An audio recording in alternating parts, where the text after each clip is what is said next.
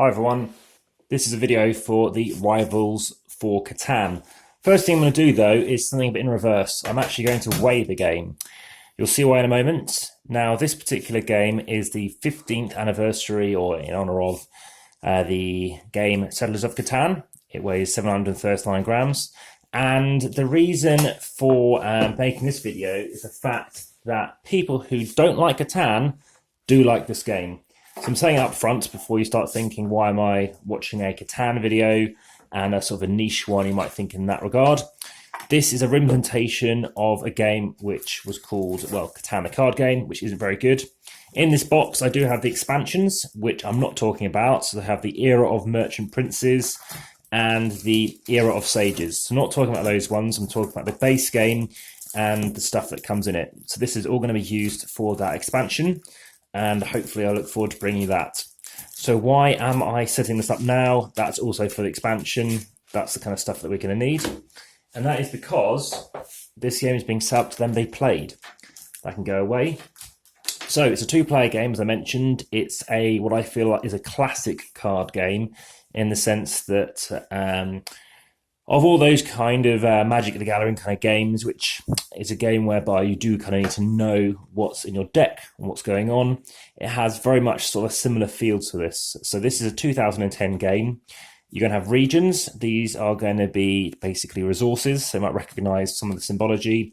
Same artwork, also by Klaus Teuber, in terms of the design as well. You're going to have some random events. You're going to have your playing colour. So red for the opponent, let's play blue. And the rules actually has you starting as red as an example. Makes no difference. Something that looks familiar, you're going to have roads. Slightly more expensive though, as it's going to be an extra brick than the classic Settlers of Catan, or it's just kind of called Catan now. You're going to have settlements at their normal cost. You're going to have cities at their normal cost as well. They go out. And then you've got some other cards. So you have these three different sets. I'm showing you the basic setup. So that's how you play the game initially. You play to 7 victory points. Whoever reaches 7 first wins. And these other ones are things you can play later. So if you like that base game, which I highly recommend you play first, it definitely isn't the best. It's the worst of the lot, but it's purely the introduction to show you how to do it. You're going to have these cards. So you're going to create yourself a settlement here, a road, and you can have another settlement. So red's going to have the same as this. You're going to place out these things as well. So you're going to place them all out facing you with the text. So the text is all in English. And it says here, gold field. So you're going to place that as such. The rest go out too. And as you can see, everything else does actually have a resource. So you're going to get one of all the basic resources. Let's move this across a second. One here and one here. There we go. You're going to take all these cards of 36 and divide them into 4 piles. Just the time being, let's just say that is 4 piles. These two things, again, we're not going to use in the base game. I'll put them away for a second. Now, the only thing you need to do now is just load this up. These are different events that can happen, but Yule has to be after the third card has been placed. So there's the Yule card, basically shuffles the deck around. So these are all going to get shuffled around. That would go there, this goes on top, and these basic events that could occur. In the side of start player, this I believe feels like the deluxe edition because you get these lovely clear perspex kind of etched things. This is to do with strength and to do with your trading, your commodities. And so somebody's going to set up the same as you. They're going to have this situation that is identical to this. But for their wheat, it won't be 5. For them, if 5 is rolled, they're going to get an ore. So you're going to roll. In fact, what's interesting is an ore the equivalent? Wheat is not. It is. That's interesting. It's a complete opposite. Whereas a wood swaps with a brick, does it? Not quite. Okay, so that's interesting. That swaps, and then a wheat swaps with a gold. So everything else is the same.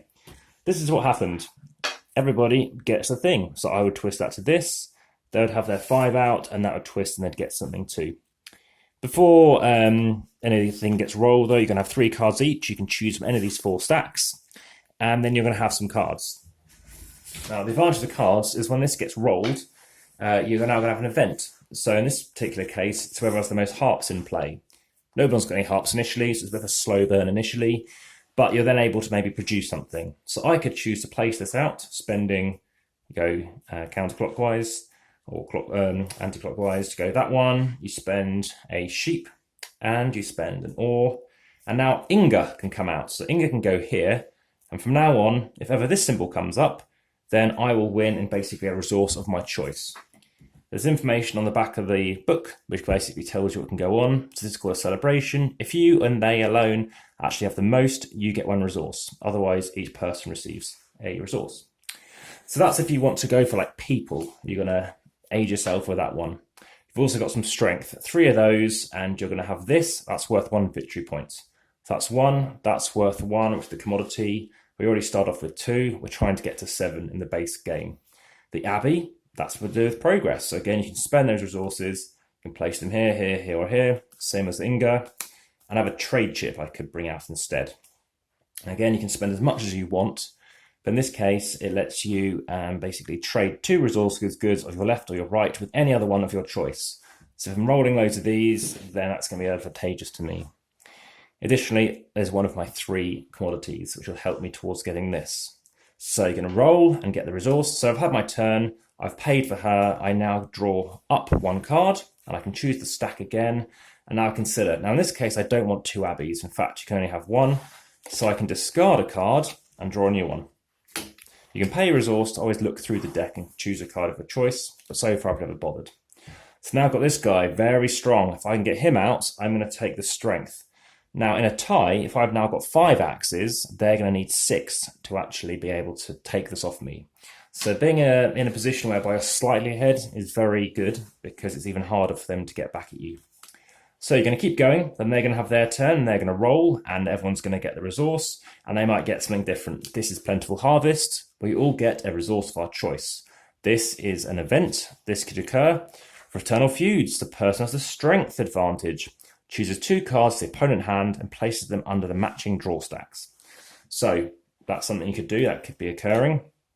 You've got the Brigand Attack, basically the robber. Do you have more than 7 resources? Well, basically, you're going to have to discard your gold and your sheep. There are ways to mitigate it if you have those things. You've also got the commodity. So again, to do with trading, if you have the most trade advantage, so you've got this thing with you, you receive a choice of resources from your opponent as long as they have it. Anything else to cover off? I think we've covered off the majority. Yeah, there are 2 question marks. So that's that. So lots of different things can occur here. You could have, so that would then just be discarded.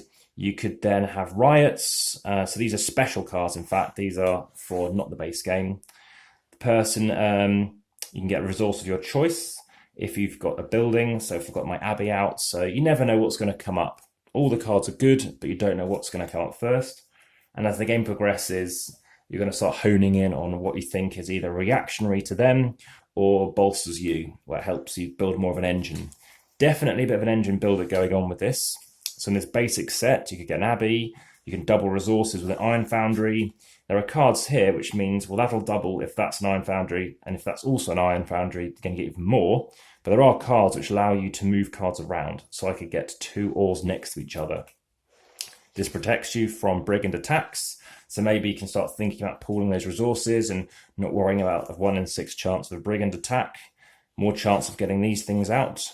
You've got these special action cards. So in this case, you can discard exactly 2 resources and take any 2 of your choice. You can move things around. You can have, not Winona Ryder, you can have Gwyneth Paltrow here. You've got the Parish Hall, you've got the Goldsmith, the Market, etc. So lots of different things that can occur.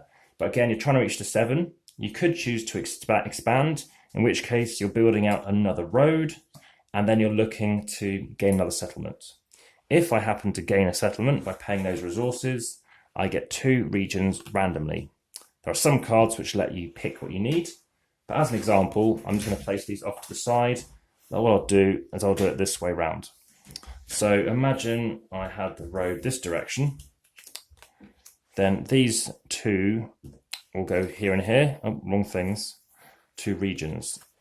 So 2 regions here and here.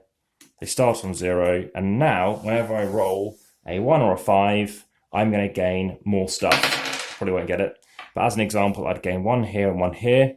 There are 3 of everything, so I could always think about, if I get a choice, go for heavy on hopefully getting 5s or consider something else. But what it means is obviously I'm producing more stuff. This gives me an extra point, so I'm now on to 3. And another option I could do is obviously get a city. So I could spend the resources, convert that into a city. Say I do it here. What a city lets you do is you could build more things here. So if I happen to have the iron foundry, that could go there. I happen to have had Candemir here, and I happen to have had an abbey here. It lets you get more things out. So the strategy could be to go for, waste time getting a road, but then get a settlement, or try to get a city. Now, obviously you need 5 things instead of 4. The chance of getting them is just as likely, but you still then need to buy something else. So you need to do that to get that, which can give you more space. The positive, though, of course, is going for a settlement, is you're then getting more resources. So it's an ebb and flow between how you wish to do it. So that is how the game progresses, and that is pretty much how the game goes. So what do I think of it? I give this game an 8 out of 10. I think it is the best version of Catan. It doesn't have the negotiation in it, which was a great idea at the time, and it's still a good concept. I just feel that in this particular version, because it is so back and forth, and you do have to watch out for each other, you have to keep an eye on, well, if I'm that far ahead on strength, somebody else can do something. Yes, they might benefit from this one, but I could be benefiting from something else. You might end up losing things. You might actually have to destroy something of somebody else. So constantly melding with the engine going on in this game. And that's it, really. I find that the different 3 different things you can do. You have turmoil in here, so there's lots of warring and fighting, and you can lose things. You have gold, so it's very plentiful, and resources multiply very quickly. So there's lots of different ways of playing it. One time in one day, one afternoon, the person I played with would play for 11 hours. So here it is, for example, the special things that happen with gold. So gold's a bit more valuable. You've got turmoil, which I mentioned, and you've got progress.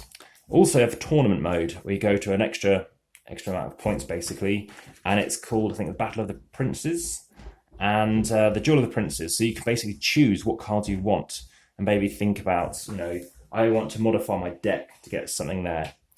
So it's not a deck builder, and it's interesting the fact that you can put cards under each of these piles and pick from a different pile next time, but ultimately there it is. So if you haven't checked it out, this one has been very popular. It only takes about 45 minutes for that base one, and slightly longer when you go to 12 points. It does kind of really ramp up. It's all about playing something that you hope won't mean your opponent then wins on the next turn. So thanks very much for watching. If you haven't subscribed, please subscribe. And if you do like the video, hit the like button. And any comments, please put them in the YouTube comments box. Thanks again, and I'll be bringing you another video shortly. Now it's set up, we'll be playing it soon. Take care, bye-bye.